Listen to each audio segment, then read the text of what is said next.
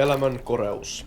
Kiinni riipun elämässä, kaikin vaistoin, kaikin taistoin. Vaikka kaikki tuskat tunsin, vaikka kaikki maljat maistoin. Tartuin elon sorjaan tukkaan, pidän kiinni enkä päästä, saalin muita en. Itse myöskään itseäni mä säästä. Kiitän joka tuokiosta, kiitän sallimusta syvää, minkä elää vielä salli, minkä antoi pahaa hyvää.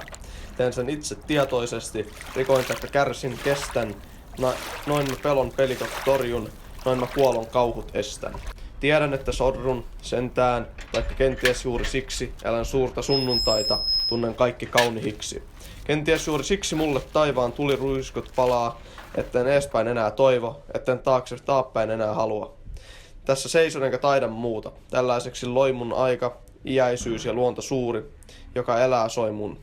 Pyydä anteheksen mitään en mä anteeksi anna, olen niin kuin luonto itse, joka lausuu kärsi, kanna. Harmet kohot lapset, menköön selkä poikki taakan alla, sentään elämää mä laulan, kiitän mieliä kirkkahalla. Hyvät herrat, kauniit naiset, kyyneliin mä tähältä lähden, itken niin kuin syksy-ilta, peittyessä pohjan tähden. Rakastan mä raivoon saakka, tähtääni omaa tätä, elon joka ilmausta, maata sydän sykkivää.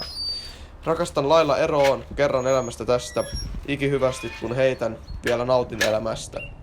Pyhä, suuri tuntematon, turhaan mulle huntus nostat, tiedän, että kuolen silloin, koska näkös mulle kostat.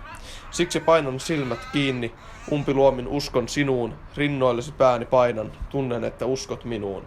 Ah, te kuolevaiset, kuulkaa, nähkää onnellista kahta, jotka punapursin soutaa, joutaa pitkin lemmeen lahta. Kukat tuoksuu tuhtopuulla, tähkettäyteläiset häilyy, riemut rypäleinä tiukkuu, päivä alla, päällä pällyy.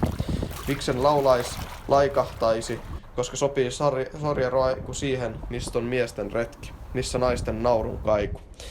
Rakas, pyhä suuri luonto, sulle soitan, sormet liitän, lumosit mut lasna kerran, siitä miesnä nyt sun kiitän.